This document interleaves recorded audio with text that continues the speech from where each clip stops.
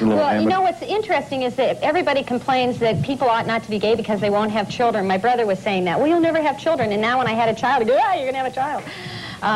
You know, it's real funny, the culture that we live in. Everybody wants people to grow up and have kids, and then when you grow up and have kids, they don't like it if you don't have them in a little nuclear family that nobody really lives in anymore. Right. I just wonder, don't you feel you're being a little unfair to your child when they go to school and their other children have a normal nuclear family, mother and father, and they're trying to explain to their friends that, yeah, this is my dad and this is his boyfriend.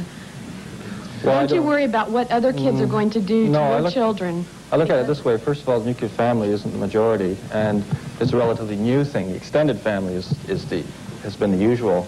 There are other minorities, East Indians, blacks, and those children have to put up with prejudice at school. Our children, in fact, probably will face it less because there's nothing visual about them that says I have a gay parent.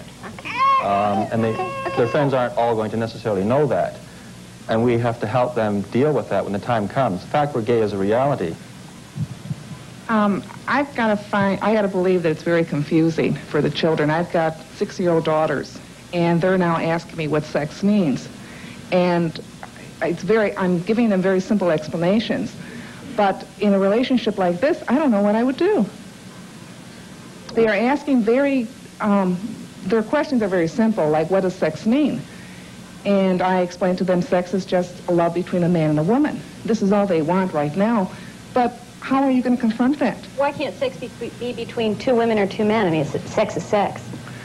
Because well, you've got to remember too what the children are being bombarded with: marriage, about a man and a woman, about all kinds of little questions. Since they were 5 years old, they've been asking questions, and they've been very simple questions. So I have given them very simple answers. But the thing is that they see it on TV, they see it in magazines, they see it in books, in their simple readers that they're having in first grade. You know, this is mom, this is dad, and this is the children, and whatever. It's confusing. Well, that's part of the problem. You see, we as gays grew up with heterosexual images, and all of that sort of heterosexual image did not stop us from being gay, because that's who we were. We were deprived of those role models. So that was confusing to us, and it was one of the reasons why so many of us got married, because there's nothing out there to say that you're not the only one, or no positive information to say it's okay, you're gay, there's nothing wrong with you. You can meet somebody and still... Just a moment. I'm sorry. When you said sex is sex, but to a young child it's kind of scary at that time, and to try and describe it as just with anyone, how do you just... I mean, they're scared at the time that they're thinking about having sex. Well, I think it's our responsibility to teach children not to be afraid of sex.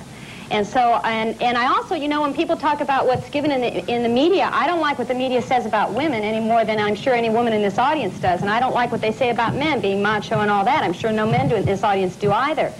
So I think that sex ought to be seen as a positive, loving experience. It can be between any two people that are consenting and are adults. But aren't you confusing the child? You got married and you're saying, okay, this is the way it's supposed to be, but yet we're living separately. Why did you bother getting married? We didn't get married. But I thought you said that they were married. No. The two young men on the right have been married and are now divorced and have their own... But the child is going to say, what's going on here? There's two women over here, there's a man over here. You know, who is my mom and who is my dad? I just find it... The issue is gay parenthood.